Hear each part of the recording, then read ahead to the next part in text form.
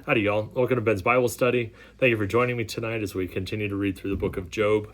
As you can see, it's a change of venue. I'm really excited to be able to make this video from home.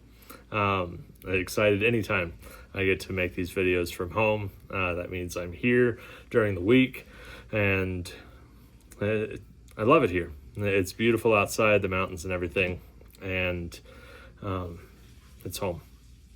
So yesterday we read from Job chapter 28, in which Job is exploring the topic of wisdom and understanding. He talks about how, gold is mined, where it comes from, and, gemstones and all that, how it's, you dig a mine in order to recover it.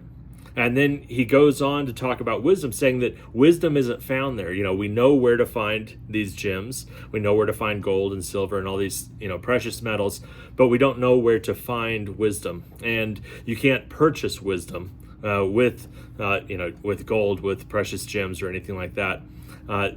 We only find wisdom through our relationship with God. He says, very clearly at the end, the last verse, this is what he says. We'll back up a little bit. God alone understands the way to wisdom. He knows where it can be found. For he looks throughout the whole earth and sees everything under the heavens. He decided how hard the wind should blow and how much rain should fall. He made the laws for the rain and laid out a path for the lightning. Isn't that cool? God lays out a path for the lightning. We see that it just flashes, from, one side of the sky to the other, but God lays out the path for the lightning. And then God saw wisdom and evaluated it. He set it in place and examined it thoroughly. And this is what he says to all humanity: the fear of the Lord is true wisdom. To forsake evil is real understanding. Fear of God.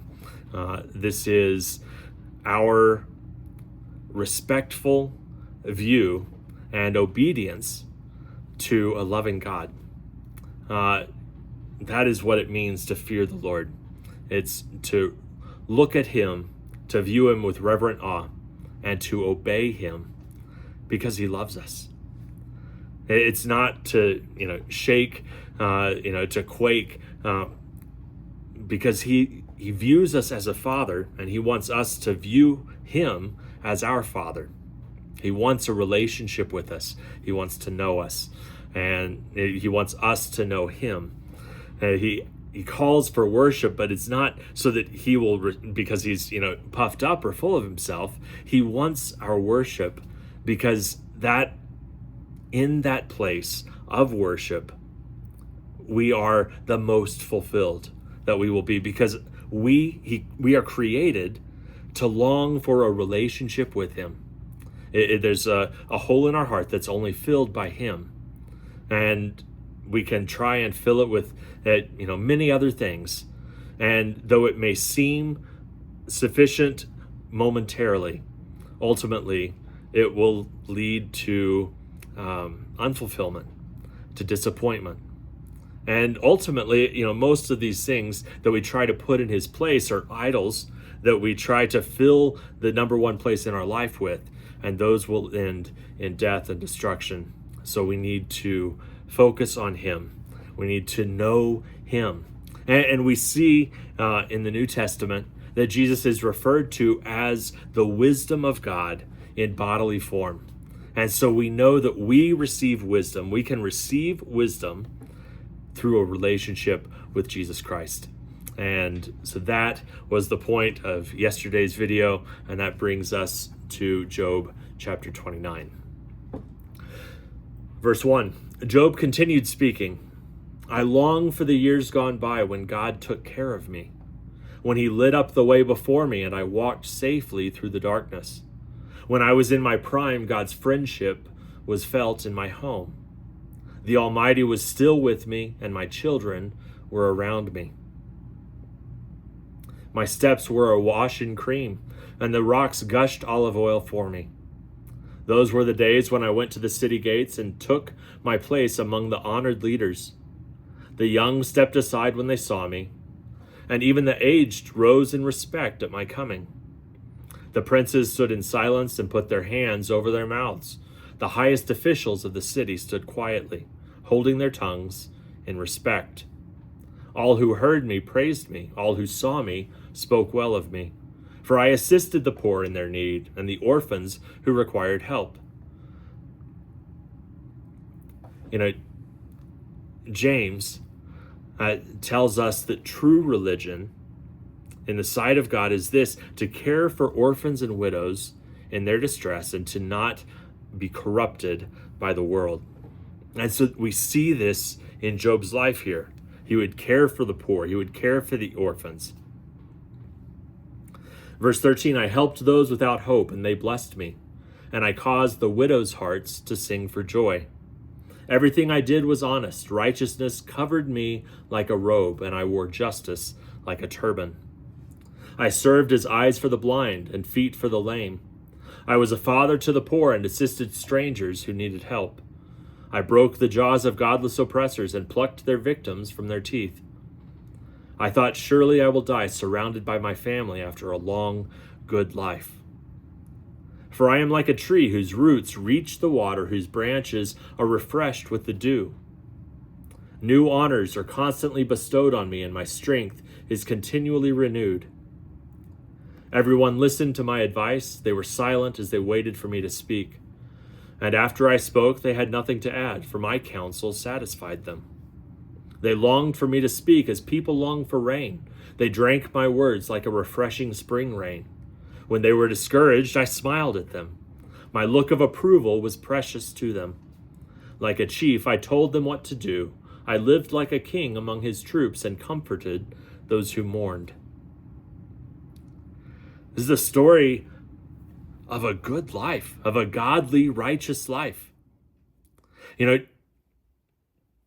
His friends, Eliphaz, Zophar, Bildad, have all been telling him that he must have done evil. He must have sinned in some way. And that's why, that's why God's judgment came on him in this way. Of course, his friends didn't understand that it was Satan testing him, or that it was God allowing Satan to test him by, taking away all these blessings that God had, given to him. They just assumed, and naturally, if bad things are happening, you must have done something wrong. Not realizing, not understanding that sometimes that God tests those he loves. God disciplines those who belong to him. We learn this in the New Testament, and we know from the New Testament that those who seek to live a godly life will face persecution. All these things were not understood, but we see here an example of a good life. In these days, however, in Job's day before Jesus, this is what was called for in the law. He fulfilled it relatively well. Of course, we've covered that no one is pure before God. No one is sinless. All have sinned, Romans tells us, and fall short of God's glory. Fall short of the standard of God, which is absolute holiness. But we see that, Job lived a good life. But living a good life is not enough. Isaiah tells us that our righteousness, the best we can do, is like filthy rags compared to God's glory and compared to his holiness. As a result, all of this, living a good life, helping the poor, helping the orphans and widows, by itself is not enough for salvation. It does not bring us God's favor by itself. We will be blessed when we bless others. That's just a principle. That's how it works. Someone who waters others will be watered themselves. Now, we see that in the Bible. We see that principle mentioned. However, salvation comes not because of what we have done, but because of what Jesus did. Salvation, we see in Acts 4, verse 12, is found in no one else. There is no other name under heaven given to men by which we must be saved. And also in Ephesians, we see that it's a gift from God. It's by grace that we're saved through faith. It's not from ourselves. It's not because of anything we can do. It's a gift of God that has nothing to do with works or anything that we can do, so that no one can boast about salvation. It's a gift from God to those who believe and choose to accept it. We have to accept it because we have all sinned. All have sinned to fall short of the glory of God, but we are justified or made right with God freely by the redemption that came through Jesus. Jesus bought us back. He paid the debt that we owe due to our sin, and he invites us into relationship. The wages of sin, of course, is death, but the gift of God is eternal life through Jesus. God doesn't wait for us to be perfect or to clean up or to do all of these good things before we come to him, because it says that God demonstrates his love for us in this, that while we were still sinners, Christ died for us. And so we come into this relationship with him through faith, with a decision and a belief in our heart and a confession from our mouth. It says that if you confess with your mouth Jesus is Lord and believe in your heart God raised Jesus from the dead, you will be saved. It's with your heart that you believe and are justified. It's with your mouth you confess Jesus is your Lord and you are saved. And everyone who calls on the name of the Lord will be saved. If you have not done that before today, I invite you to do so. And I'd love to hear it if you do. Hear about it if you do. You can leave a comment here on YouTube. You can shoot me a message on Facebook, Instagram, via email. My contact information is in the description below this video. You can reach me that way. Also, if you need a Bible, please reach out and let me know. Send me your address on Facebook, Instagram, or via email, via DM or email. Please do not post your address on in the public forum. I will pass it to the leaders in my home church, and we will send that Bible out to you. Thank you, everyone, for joining me today for Ben's Bible study and for Job chapter 29. Come back tomorrow as we continue to read in Job chapter 30. Have a great night, everyone. God bless you. I love you. Take care, and I will see you again tomorrow. Good night.